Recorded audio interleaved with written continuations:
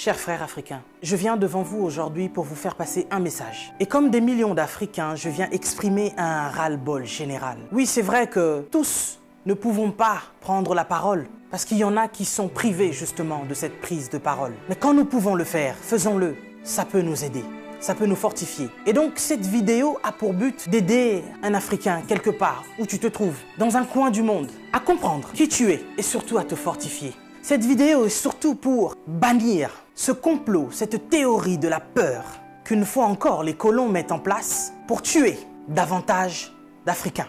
Nous sommes passés par des multiples choses et nous avons survécu. Et donc, ce qui nous arrive aujourd'hui, nous survivrons, chers Africains. Nous vaincrons. On nous parle d'épidémie, on nous parle de pandémie, on nous parle même de guerre. Mais laissez-moi vous dire que nous ne sommes pas seulement en guerre. Nous les Africains, nous sommes en deuil, nous sommes en deuil, nous sommes en deuil depuis des siècles, depuis que les colons ont mis leurs pieds sur notre continent, depuis que nous avons été colonisés, depuis qu'on nous a volé ce qui nous appartenait, depuis que des gens mal intentionnés ont compris la valeur du continent africain. C'est depuis ce jour-là que nous sommes en deuil. C'est depuis ce jour-là que l'Africain, l'homme noir, meurt. Nous mourrons depuis des siècles. Nous mourrons à petit feu, mais nous mourrons en masse. Ce n'est pas le Covid-19 qui va venir nous faire peur. Ce n'est pas cette épidémie qui va venir nous faire peur parce que nous sommes passés par des génocides.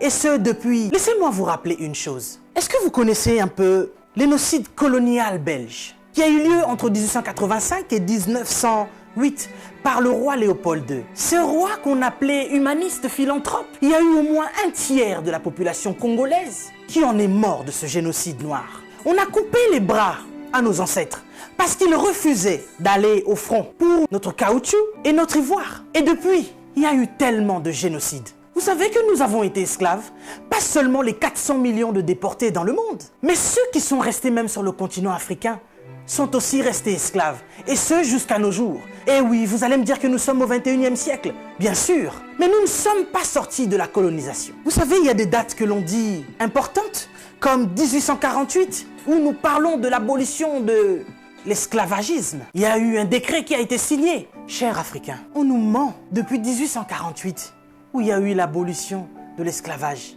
Nous n'avons jamais été décolonisés. Nous sommes toujours colonisés. Tout ce que nous faisons, ils mettent leur nez dedans. C'est vous qui ne comprenez pas. C'est vous qui ne comprenez pas que vous êtes forts. Nous sommes forts. Nous sommes puissants et nous sommes plus résistants qu'eux. C'est pour ça qu'ils ont peur de nous. Nous avons résisté au choléra, nous avons résisté à Ebola, nous avons résisté à la malaria, nous avons résisté au palu. Nous résisterons au Covid-19. Ils veulent vous faire peur. Ils veulent nous faire peur. Il faut être prudent. Oui, la Bible nous recommande d'être prudent, mais pas d'avoir peur. Ils nous alarment sur cette épidémie qui n'a même pas encore tué 100 000 personnes. Mais en Afrique, c'est des millions d'âmes qui se meurent chaque jour de la famine. Eh oui, laisse-moi vous éclairer, vous ouvrir les yeux. Je vous ai dit que nous étions plus qu'en guerre. Nous sommes en deuil. Nous sommes en deuil. Et c'est depuis qu'on nous a colonisés. Nous n'avons même pas pu pleurer nos morts, pour beaucoup, parce qu'ils les entassaient dans des fosses communes. Parce qu'il y a encore, à l'heure où je vous parle, nos frères qui sont en Libye et dans tous ces pays que vous connaissez, où il y a encore la traite des Noirs.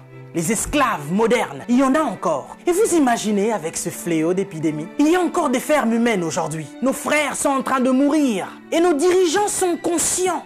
Mais que font-ils? C'est plus qu'une pandémie, c'est plus que cette épidémie. On veut vous faire peur aujourd'hui. Lavez-vous les mains, lavez-vous les mains, lavez-vous les mains. Il n'y a pas d'eau potable. L'Africain, il est en train de mourir parce qu'il n'y a pas déjà d'eau potable. On se lave les mains. Ok, nous allons nous laver les mains, mais avec quelle eau? Vous parlez de confinement? Oui, l'Africain veut rester chez lui. Il n'y a pas d'électricité. L'Africain va manger quoi? Et c'est aujourd'hui, comme par enchantement, cher président, que vous signez des décrets de crise. Et vous vous posez la question, comment vous allez faire pour nourrir la population? Mais de quelle population vous parlez? Ces gens meurent depuis des années. Il y en a qui sont au pouvoir depuis plus de 40 ans. D'autres qui sont morts parce que justement, ils ont été destitués. Si on ne les avait pas chassés du pouvoir, ils seraient encore en vie. Vous êtes sans pitié, cher président. Vous et vos dames de fer. Vos enfants, n'en parlons même pas. Ce sont des people. Vous êtes à l'image de vos parents. Mais vous qui gouvernez, qu'est-ce que ça vous coûte d'offrir des hôpitaux décents aux Africains? Vous savez, nous sommes ici en France. Les personnels soignants sont en crise, sont en larmes depuis des années. Ils crient au scandale de ce qui se passe dans les hôpitaux. Pour nous autres qui avons des membres de nos familles qui travaillent dans des hôpitaux, nous savons ce que c'est. Ils nous racontent l'enfer de ce qui se passe dans les hôpitaux français. Mais du moins, nous avons des hôpitaux décents. Mais nous crions à la crise sanitaire. Mais en Afrique, c'est comme si c'est maintenant que vous vous réveillez. Je n'arrive pas à dormir. Je me vois mal aller dormir sur mon lit. Alors que je pense à tout ce continent africain qui est en deuil. Et ça, depuis, je me dis, mais cette épidémie, cette pandémie, si ça devait toucher le petit peuple, qu'est-ce que nous allons devenir? Mais Africains, laisse-moi te dire que nous avons vaincu toutes ces épidémies. Choléra, Ebola, malaria, palu. Nous vaincrons ce petit Covid-19. Nous sommes plus forts que ça. Nous sommes bien plus forts que ça. Peut-être que je ne suis pas au courant, mais jusqu'à présent, ceux qui ont apporté cette épidémie, ce sont des gens qui sont venus de l'extérieur, les étrangers. Et puis ça touche des personnes qui sont bien placées, des gens qui, je pense, ont une belle vie. Mais ce petit peuple qui vit dans des bidonvilles, ce petit peuple qui vit des conditions sanitaires incroyables, Dieu préserve ce peuple. Cher Africain, laisse-moi te dire que tu es fort. On veut t'affaiblir mentalement pour te faire comprendre que tu es faible. Et voici que ça fait des siècles que l'homme noir meurt de la drépanocytose. Personne ne cherche le vaccin. Personne ne cherche à soigner cela parce que, dit-on, c'est la maladie des Noirs. Mais soudainement, on nous parle d'un vaccin pour aider la population noire face à cette pandémie de Covid-19. Nous n'avons que faire de vos vaccins. Et nous n'en voulons pas. Si vous avez envie de faire des tests, testez vos animaux, vos chiens, vos chats.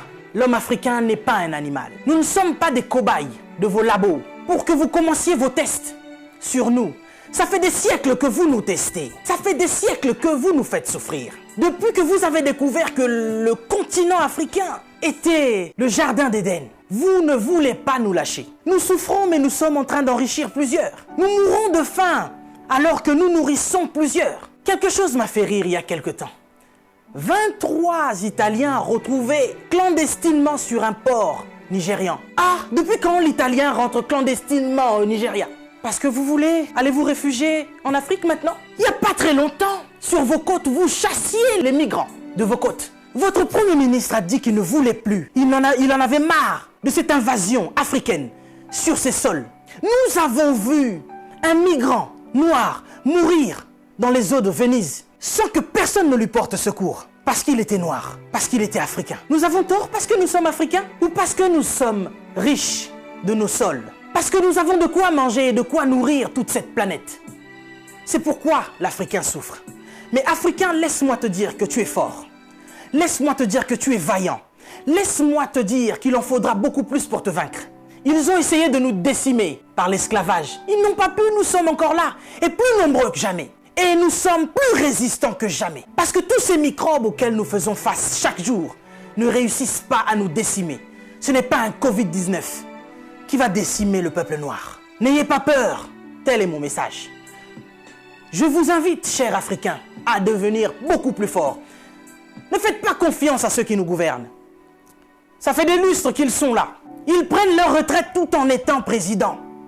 Ils ont du mal à lâcher ce fauteuil qu'ils pensent être éternel. Qui a déjà fait 200 ans au pouvoir? Êtes-vous assez fort pour faire 300 ans? Vous n'arrivez même pas à faire 100 ans. Mais vous êtes tellement médiocre, ignoble. J'ai suivi plusieurs de nos présidents africains qui ont copié le discours du président Macron. Bande de marionnettes, bande de gigolos. Vous n'êtes même pas capable d'écrire vos propres discours, au point où vous devez copier sur ce que Macron dit. Lui-même, il est en train de mentir à la population française. Son gouvernement nous ment depuis le début. Et vous, vous suivez Macron pour continuer à mentir aux Africains?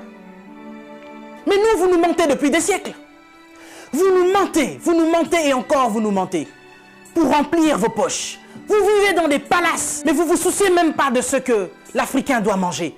Oui, nous sommes en deuil. Et depuis des siècles, nous sommes en deuil. Parce que nous ne pouvons pas manger à notre faim. Parce que nous ne pouvons pas avoir de l'eau potable. Parce que nous ne pouvons pas avoir de l'électricité. Regardez à l'est de la RDC. Il y a un génocide qui perdure. Des gens meurent. Qui en parle? C'est sous silence. Et aujourd'hui, l'OMS vient nous parler de la pandémie, de l'épidémie, qui n'a même pas fait 100 000 morts dans le monde. Ces millions de Congolais qui meurent chaque jour. Qu'est-ce que vous en faites? Vous nous parlez de crise? Vous voulez prendre des décisions de crise? Mais nous, ça fait des siècles que nous sommes en crise. Qu'est-ce que vous faites, cher président? À part manger et boire et faire des fêtes. Vous parlez confinement? Oui, l'Africain accepte. Mais nous sommes en confinement, nous, depuis des siècles. Les gens meurent tous les jours de la famine. Ça, ce n'est pas une épidémie, ce n'est pas une pandémie. Des jeunes filles se font exquiser tous les jours en Afrique de l'Ouest. Boko Haram est en train de exterminer des gens. Ils violent des femmes, ils séquestrent des jeunes filles. Boko Haram, qui leur vend des armes? Qui en parle? Et à cause du Covid-19, vous voulez faire paniquer les Africains qui vivent déjà en panique depuis des siècles. Quand nous voyons nos frères qui essayent de fuir leur continent et qui meurent dans les eaux de la mer, ça c'est un génocide qui perdure depuis des siècles. Et nous en avons marre, nous en avons assez. Nous voulons qu'il y ait un changement. Mais qu'est-ce qui vous manque à vous aujourd'hui? La Chine a pu construire un hôpital en 10 jours. Vous savez, ça fait depuis 72 ans, si je ne me trompe pas, que l'État d'Israël existe. Il y a quelque temps, Dubaï était un désert. Mais regardez aujourd'hui ce qu'ils ont fait. C'est parce qu'ils sont ensemble qu'ils ont pu construire ce qu'ils ont fait. Mais qu'est-ce qui vous manque, cher président africain, pour nous construire des hôpitaux décents? L'Angleterre a pu construire un hôpital en 2 semaines seulement pour faire face à cette crise sanitaire. Dieu est bon. Le Covid-19 est tellement impoli qu'il ne regarde même pas qui vous êtes. Président ou pas, il s'en fout. Il n'a pas respecté la reine d'Angleterre. Il est entré dans son palais, il a touché Charles. Il n'aura pas peur de vous. Mais par contre, là, vous êtes cuit. Puisque vous ne pouvez pas prendre vos avions pour venir vous faire soigner ici. Soit vous survivrez, soit vous mourrez. Africain, réveille-toi. Africain, lève-toi. Si Martin Luther King est mort, si Rosa Parks est mort, si Malcolm X est mort, si Mandela est mort, si Winnie Mandela est mort, nous sommes là pour porter encore plus haut l'étendard de l'Afrique. Et continuer à dire que tant que nous aurons le souffle de vie, nous allons continuer nos revendications. Si cette épidémie ne vous réajuste pas, ne vous enseigne pas, pire va encore arriver. Vous passerez, l'Afrique sera encore là, et l'Africain aussi. Cessez votre méchanceté, cher président. Donnez-nous de l'eau, donnez-nous de l'électricité, construisez des hôpitaux, arrêtez de faire mourir l'Africain par la faim, parce que nous, ce n'est pas le Covid-19 qui nous tue. Nous mourrons déjà de la famine. Pendant que vous avez fait des provisions pour vos maisons, ce petit Africain, il va manger quoi, lui? Cette épidémie passera. Nous sortirons de là, certainement. Mais vous n'allez pas vous en sortir ainsi, devant le tribunal de Dieu. Mais avant le tribunal de Dieu, ici sur cette terre, vous serez jugés. Africain, sois fort. Que personne ne te fasse peur. Respectez les règles d'hygiène, mais n'ayez pas peur. Nous sommes forts. C'est Dieu qui nous protège. Et que Dieu vous protège, cher Africain. Que Dieu vous garde là où vous êtes. Le combat n'est pas encore fini. Ça ne fait que commencer. Que Dieu nous fasse justice.